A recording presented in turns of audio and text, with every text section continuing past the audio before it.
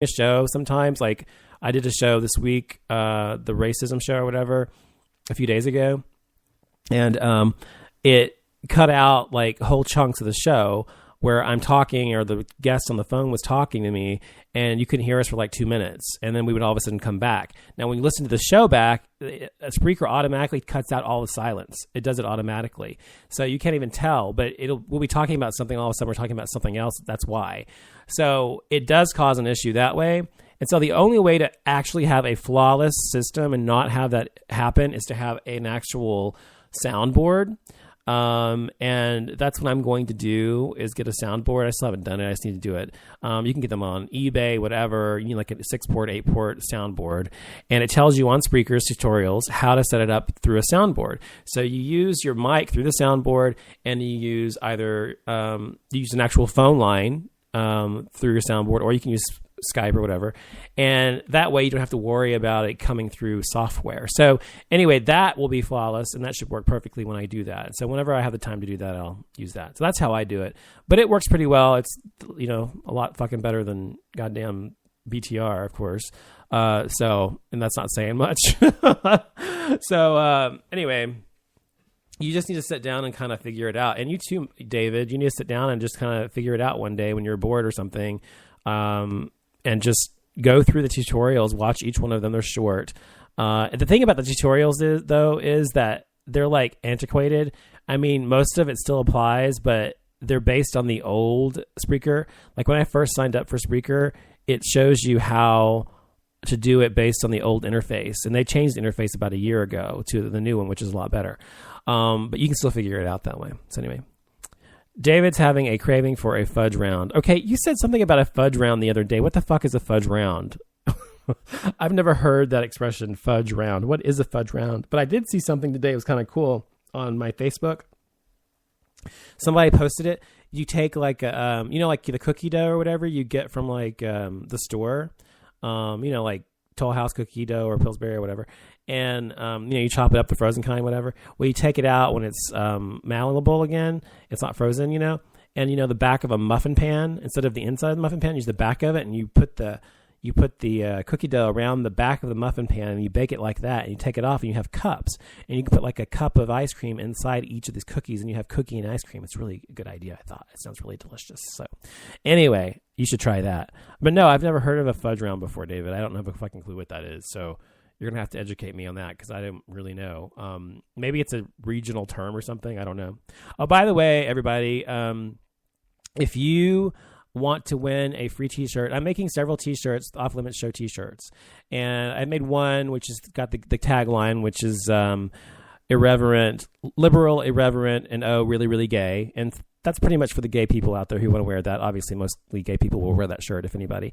But if you want to win that shirt or one of my other t-shirts, I have a Brain Purge shirt, which I made that a while back, but it's really small. I'm going to make it larger on the chest. The icon's too small right now. And I'm making a few other ones. One's going to be called the FOMO shirt. I'm making that in honor of my good pal, Kings of Talk, which I called him a FOMO. I just made it up on the spot, FAUXMO, like FOMO. Because he's not really gay anymore. He's like just kind of gay. So I call him a FOMO. So I'm going to make a FOMO shirt as well. I started it last night, but I didn't finish it. So if you're interested in actually, winning a t-shirt, listen to the show, the Off Limits shows, or the Gay Mass shows. And on those shows, you'll have an opportunity to win by listening to the entire show or the beginning of the show specifically, where I say a secret word. And all you have to do is be the first caller to call in and actually have a conversation with me and talk about something and say the secret word, and you will win a free Off Limits t-shirt. It's that simple. And they come in all sizes from small to extra, extra, extra large. And you can pick which kind you want. There's some with blue, some are red, some are white, some are, so it's up to you. But anyway, it's just a way to kind of promote my show and help you guys out there say to you guys out there who listen to my show most of the time, thank you for being a listener. I appreciate it. And thank you very much. And speaking of that, I have had an idea. My good friend, Ken Boggle, who is a co-host, or I host, not co-host. He's a host on BTR. he actually has this great idea about what he's doing with his show, and I'm gonna mimic what he's doing with my show, and we're actually gonna do something. I don't want to say it on the air, and because I know certain people are listening and they like to copy everything that I do and that Desert does and that Todd does. So I'm not gonna say what it is until I'm ready to announce it, but something that's really big and really awesome, and you can actually see me in person if you want. But I will tell you about that later as the time gets closer to that, but it'll be exciting. And those of you who can't make it, you'll be able to see it on video. So it'd be cool. Todd says, I'm going to use one of my many personalities to call in and win a shirt. Sounds good. Oh, and I still want to make t-shirts with all of our characters on it. Like, David, you should make shirts with your icon, and yours and Nikki's icon. That'd be awesome. I think it's cool. I'm going to do that with mine. I'm going to make an icon like that for myself. I've actually done like comic strips and stuff. And so I was going to take each of the characters and make a t-shirt from each of us, like one of me, one of Todd, one of Desert Rose, one of Goofy Bone, one of you, David, people that I know and people online who may know you guys and Spreaker and BTR. And do that as well. So I thought it would be fun to do. And so you should do that, David, because I would buy one. It'd be fun. Anyway, so that's some of the things I'm working on the show. And also, I'm trying to, I'm about to go into a busier season. Like my business is sort of cyclical. I mean, I have business throughout the entire year, but it goes like I have a ton at once, and then I have like a little business and a lot of business and a little business, So like because people are going to remodeling their houses, they don't remodel around Christmas, they don't remodel around Thanksgiving. They remodel typically the very beginning of the year, and in spring and summer. Those are the like January through July. I'm like gangbusters busy, and then like August, September, October, I start to slow down a little bit. And then November, December, there's hardly any business at all coming in because, there's some, but not a whole lot. There's little things like a remodel of a kitchen or something, not building new houses and stuff like I do. So, there's, what was my point? Oh, so I'm about to go into like a slower season. So I'm going to have a little more time to actually devote to some things, that I've been trying to work on. Oh, okay. Well, whatever you use, David, I think it'd be awesome. You should do something.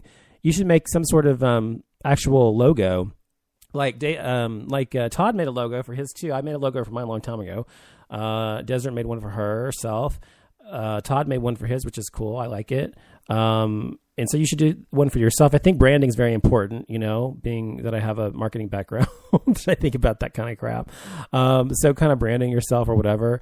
But like I said, I don't really have a lot of time to devote to it. If I took it seriously and devoted a lot of time to this show, I'm sure I could really make something out of it. But I just don't want to. I don't really have the time to devote all of it. I have so many other things I'm doing all the fucking time. I don't have time to do this. If it paid money, maybe I would do something about it, if we all got paid for these shows, I'm sure all of us would be like, yeah, let's spend more time on these shows because we're making, $100,000 a year just on the show alone. That'd be awesome.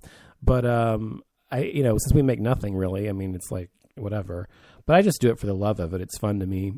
Not very artistic really. Well, I can help you out if you want. Or you can go online and, find somebody to help you or whatever. It really is just, I don't think you have to be that creative, really. Just make something, that says that's kind of got your personality in it, I don't know what to tell you, but I think you should try something. But your show's good. Both of y'all shows are good. Well, Todd's is good when he's actually there. Todd will have a show and have everybody else host it for him, which is a dirty trick. But he does it all the time. But when he does actually host a show and things are good, it's a good show. And David, your show is a lot of fun to listen to. I always enjoy your show. And, it's very, I don't know, it's entertaining. I could talk to you for days, David. David, you and I talk all the time on my show. And it's like, I could talk to you forever about this topic. It's a blah, blah, blah, blah, blah, blah. So, we're a lot alike in a lot of ways. And some ways we're not. But I think it's, I think that's one reason we get along so well. So, and of course I love Nikki. Nikki's awesome. She's awesome. She's, like I said, you're lucky to have a cousin that you're so close to like that. I wish I had a cousin that I was that close to. I don't have a sister or a brother or shit. I've always said, I wish when I was a kid, I was an only child, right? And so I was like, thank God I'm an only child. I do not want to share my shit with anybody else. I don't want to have to deal with some bigger brother or sister or younger brother or sister dealing with them all the fucking time. I can just focus on myself. And so, of course, as I got older, now as I'm maybe about 30 years old, I was like, oh, I wish I had a sister or a brother so I could have nieces and nephews. But I don't. And so anyway, we were just talking yesterday. Michael and I were talking yesterday about kids and stuff. And I've talked about it on the show before. We were talking to somebody about it, and we told him how much it costs to do surrogacy. And he's like, oh my God. I was like, yeah, it costs a lot to do surrogacy. So, the good thing is, I pay, when I bought my house in 2005, I have paid double my mortgage every month since then, and it will be paid off in about 2 years. So I will be young and have no debt. So the good thing is I can still afford to do it anyway. But I'm not sure if we're going to go that route or if we're going to go the adoption route. Still not sure. But if we do go that route, I forgot to say this. Yeah, his niece, actually his cousin, who's not his cousin by blood. She was adopted by his uncle and his aunt. But they're pretty. I mean, not close, but they know, and they like each other, whatever. And I like her too. She offered to be the gestational surrogate for our baby. So I was like, wow, that's really nice of you. And she's like, yeah, I just love to do that for you guys. Blah blah blah. And I was like, well, I said I'd have to talk to you more about it, but I said that's a really nice offer. But I want to know if you what was I going to say? Oh, I said to her, but I'm not sure about your husband, because her husband's like a cop, and they live in Waco, and, Waco's not the most progressive place in the world. and neither is her husband. Not that I've never, see, the thing is, I've been around she and her husband a million times at like functions for his family or whatever. But her husband is, a cop, and he's never said one word to me ever.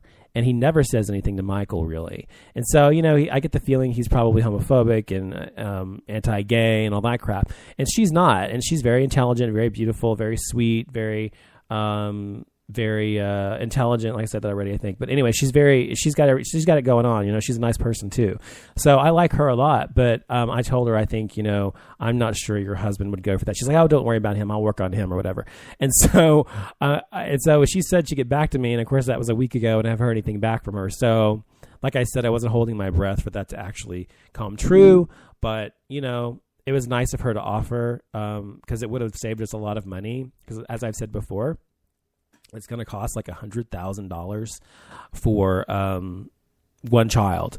One child's going to cost $100,000. And as I said before, also, what we want to do ideally is for both of us to have him to fertilize one egg, for me to fertilize another egg, and both be implanted in vitro into the gestational surrogate, so that when she has the two kids, will be twins, fraternal obviously, but twins, and they will be both related to each of us, one to me and one to my husband. So that's the ideal situation, and they'll grow up together and be brother and sister, and it'll really be like, really wonderful. And that's what we really, really want to do. That's what I really want to do. But I don't know, $100,000 per kid, that's like another, mortgage. That's $200,000. It's less than a mortgage, but it's $200,000 or whatever. So anyway, that's a lot. And so I don't know if we're going to do that or not. So we'll see. We shall see. And then I think about if I really want to have a fucking kid at all. I'm like, yes, I want to have a kid, but I don't know if I want to get up in the middle of the night. Of course, I'm already up anyway. That's the good thing is I'm like an insomniac anyway, and so I'm always up, and when he's sleeping, I'm awake, and when I'm awake, he's asleep. So it would be perfect, right? But I don't know. I mean, and then the dirty diaper thing, I hear that you get used to that eventually, but I am someone who cannot, I don't even like bathroom humor. So, and you know how I am about like Kings of Talk when he burps and shit on the show, and like he burps on your show, Todd, and he's like, belching and smacking and shit like that. I'm like, I can't even stand that. So I don't know, but I'm sure I would get over it. If it were my kid, I'd be okay with it. I mean, I'm just kind of kidding. I'm half kidding, I think, about this stuff, because I mean, it's just like, I really like my sleep. I really like my sleep. I mean, when I go to sleep, I sleep hard, and I need my sleep. I need it to function. And if I don't get it, then I'm not a happy camper. But anyway, I don't know what to expect really. But my mom